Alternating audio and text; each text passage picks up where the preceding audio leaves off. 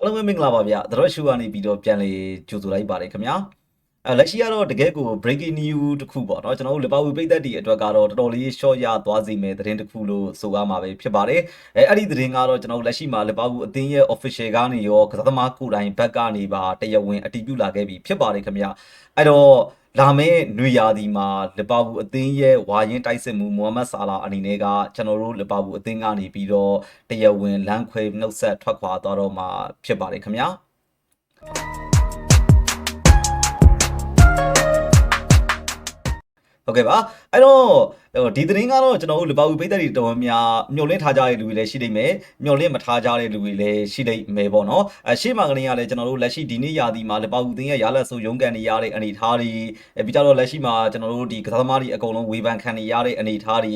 ဆက်ပြီးတော့ကြတော့ပြောရမယ်ဆိုရင်အထူးသဖြင့်ကျွန်တော်တို့ပြီးခဲ့တဲ့ရာသီတွေမှာတောက်လျှောက်အသင်းကိုထမ်းတင်ပြီးခဲ့တဲ့တိုက်စစ်မှုမိုဟာမက်ဆာလာအနေနဲ့ကဒီနေ့ရာသီမှာကျွန်တော်တို့ခြေစွမ်းကျဆင်းသွားခြင်းနဲ့အတူတူတော်တော်လေးကိုဝေဖန်မှုကိုခံနေရတာဖြစ်တယ်ပေါ့နော်အဲ့တော့ဒီသတင်းရဲ့အပေါ်မှာမျှော်လင့်ထားကြတဲ့လူတွေလည်းရှိလိမ့်မယ်မျှော်လင့်မထားကြတဲ့လူတွေလည်းရှိကောင်းရှိနေလိမ့်မယ်ပေါ့နော်အထူးသဖြင့်ကျွန်တော်တို့မိုဟာမက်ဆာလာဖန်တွေအတွက်ကတော့တကယ်ကိုဝမ်းနည်းခြင်းစရာကောင်းတဲ့သတင်းတစ်ခုဖြစ်ပါတယ်ခင်ဗျအဲ့တော့လက်ရှိမှာကျွန်တော်တို့အသင်းရဲ့အသက်33နှစ်အရွယ်တိုက်စစ်မှုကြီး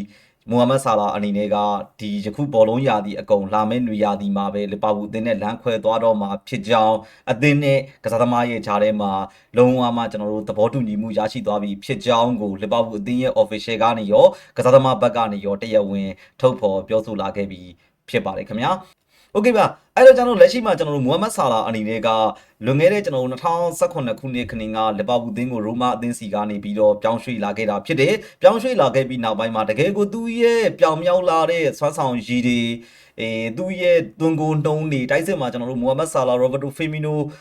ထပ်ပြီးတော့ကျွန်တော်တို့ဒီဆာရီယိုမာနီတွဲလုံးနဲ့လီဗာပူးအသင်းရဲ့အောင်မြင်မှုကိုတစ်ခေတ်ဆန်းသစ်စေခဲ့တဲ့ကာလကိုကျွန်တော်တို့ပြည်သက်တွေအများကြီးရှုစားခဲ့ရတာဖြစ်ပါတယ်အဲ့တော့ဆာလာအနေနဲ့ကလီဗာပူးအသင်းမှာဆိုရင်ကျွန်တော်တို့ပရီးမီးယားလိဖလားရရှိခဲ့တယ်2ကြိမ်အောင်ရရှိခဲ့တယ်ထပ်ပြီးတော့ကျွန်တော်တို့ချန်ပီယံလိရရှိခဲ့တယ်FIFA ကလပ်ကမ္ဘာဖလားရရှိခဲ့တယ်ထပ်ပြီးတော့ကြတော့ကျွန်တော်တို့ဒီ FA ဖလားကရာဘောင်ကပ်ကွန်မြူနီတိုင်းပြီးကြရင် UEFA စူပါကပ်စသည်အားဖြင့်ကျွန်တော်တို့စူဖလားတွေအများကြီးရရှိအောင်ဆွမ်းဆောင်ပေးနိုင်ခဲ့သလိုတဦးချင်းစုစီအနေနဲ့ကလည်းဘယ်လိုပဲဖြစ်ကိုအများကြီးကိုရရှိခဲ့တာပေါ့နော်ပြောမယ်ဆိုရင်ကျွန်တော်တို့ဒီသွင်းကိုရွှေပနက်စု၄ချိန်အထိလည်းရရှိခဲ့တယ်ပြီးကြရင်ကျွန်တော်တို့ဒီ PFA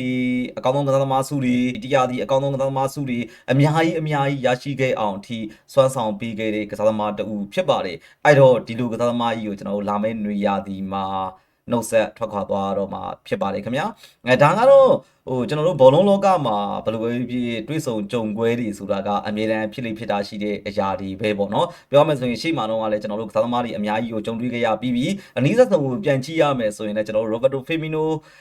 စသည်အပြင်ပေါ့နော်ကျွန်တော်တို့ Jordan Henderson ပြီးကြရင်ကျွန်တော်တို့ James Milner Sadio Maneစသည်အားဖြင့်ကျွန်တော်တို့ဒီကစားသမားတွေအများကြီးကိုနှုတ်ဆက်ထွက်ခွာခွင့်ရတဲ့အနေအထားကိုကျွန်တော်တို့မြင်တွေ့ခဲ့ရတယ်အဲ့တော့လာမယ့်ကျွန်တော်တို့ဒီရာသီပိတ်ပွဲစဉ်ကတော့ကျွန်တော်တို့လီဗာပူးပြည်သက်တွေအတွက်ကတော့တကယ်ကိုစိတ်မကောင်းစရာရာသီပိတ်ပွဲတစ်ပွဲဖြစ်လာဖို့ရာအတွက်ရှိနေခဲ့တာဖြစ်ပါတယ်ခင်ဗျဟုတ်ကဲ့ပါအဲ့တော့ဘလူးအေးပြည့်ဆာလာထွက်ခွာသွားတဲ့အနေထားပေါ်မှာပြန်ပြီးတော့ကြည့်ရမယ်ဆိုရင်တော့မိုဟာမက်ဆာလာအနေနဲ့ကလက်ရှိမှာကျွန်တော်တို့အသက်33နှစ်အရွယ်ထိရောက်နေခဲ့ပြီဖြစ်တယ်ဒါပေမဲ့လီဗာပူးအသင်းရဲ့တိုက်စစ်မှာတော့တကယ်ကိုအရေးပါတဲ့ကစားသမားတူးဖြစ်ကတော့ရှိနေတော့မယ်ဂိုးမသွင်းနိုင်တော့ဘူးဆိုတာမှန်တယ်တူးချင်းကြော်ဖြတ်မှုတွေမလုပ်နိုင်တော့ဘူးဆိုတာမှန်တယ်ဒါပေမဲ့ဆာလာပါလာပြီဆိုရင်လက်ရှိလီဗာပူးအသင်းရဲ့ကစားသမားတွေအကုန်လုံးကဒါဆာလာကိုဘယ်လောက်ထိမျှော်လင့်နေကြလဲဆိုတာသူ့စီကိုပေးပို့တဲ့ဘောလုံးတွေကိုကြည့်ရင်သိနိုင်လိမ့်မယ်ထင်ပါတယ်အဲ့တော့ကြတော့ဘယ်လိုပဲဖြစ်ဆာလာကလမ်းခွဲသွားတော့မယ်လက်ရှိမှာကျွန်တော်တို့အသက်33နှစ်အရွယ်ထိရှိနေခဲ့ပြီဒီနေ့ရာသီမှာတော့ကျွန်တော်တို့အသင်းရဲ့တိုက်စစ်မှာမျှော်လင့်ထားသလောက်အထိကျွန်တော်တို့အားကိုးလို့ရအောင်အထီကတော့လုံးမပြနေနိုင်တာကတော့မှန်နေမနစ်ကရာသီတွေမှာပြီးခဲ့တဲ့ရာသီတွေမှာအစွမ်းကုန်လီဗာပူးအသင်းတွေတောက်ပပြီးခဲ့တဲ့ကစားသမားတဦးကနှုတ်ဆက်ထွက်ခွာသွားတော့မှာဖြစ်ပါတယ်အဲ့တော့သူ့ရဲ့အနာဂတ်နဲ့ပတ်သက်ပြီးတော့ကတော့ဘယ်အသင်းကိုပြောင်းရွှေ့မလဲဆိုတာကတော့ကျွန်တော်တို့အခုချိန်ထိကတော့မသိရသေးဘူးပေါ့နော်အဲ့တော့ကြတော့ဘာပဲဖြစ်ရှေ့ဆက်ပြီးတော့အောင်မြင်ပါစေလို့ဆုတောင်းပေးပါတယ်လက်ရှိမှာဆာလာနဲ့လီဗာပူးအသင်းရဲ့လမ်းခွဲတစ်ခုဆိုတာကလည်းကျွန်တော်အမြင်ကတော့win-win situation ဖြစ်သွားလိမ့်မယ်ထင်တယ်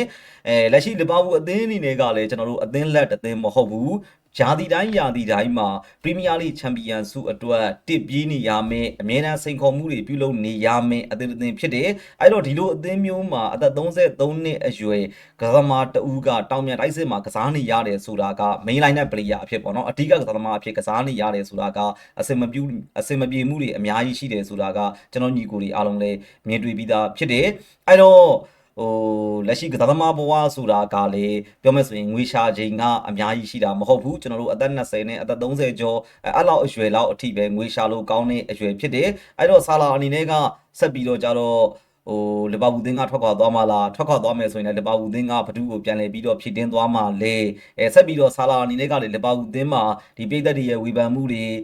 လက်ရှိကျွန်တော်တို့ PR တွေအောက်မှာကစားနေရမယ်အစားတခြားလီတစ်ခုမှာတတောင်တတာအနေနဲ့သွားပြီးတော့ကစားလိုက်တာကဒါဆာလာအတွက်လည်းပို့ပြီးတော့အကျိုးရှိမယ်လို့ထင်မြင်မိတာဖြစ်ပါလေခင်ဗျာအဲ့တော့6လပိုင်းဆိုရင်လက်ရှိကျွန်တော်တို့မိုဟာမက်ဆာလာကိုကျွန်တော်တို့ပြည်သက်တွေလီဗာပူးကစားသမားအဖြစ်ကနေပြီးတော့နှုတ်ဆက်ထွက်ခွာသွားတော့မှာဖြစ်ပါတယ်အဲ့ဒီအပေါ်မှာကျွန်တော်တို့ညီကိုကျွန်တော်တို့လီဗာပူးပြည်သက်ညီကိုတွေအနေနဲ့ဘယ်လိုမြင်မိကြလဲလက်ရှိကျွန်တော်တို့ဆာလာအပေါ်မှာလီဗာပူးပြည်သက်တွေအနေနဲ့နှုတ်ဆက်စကားလေးတွေပြောချင်တယ်ဆိုရင်လည်းကွန်မန့်ပေါက်ထဲမှာဝင်ရောက်ပြောပြခဲ့ကြပါအောင်ဗျကျေးဇူးအများကြီးတင်ပါတယ်ဗျ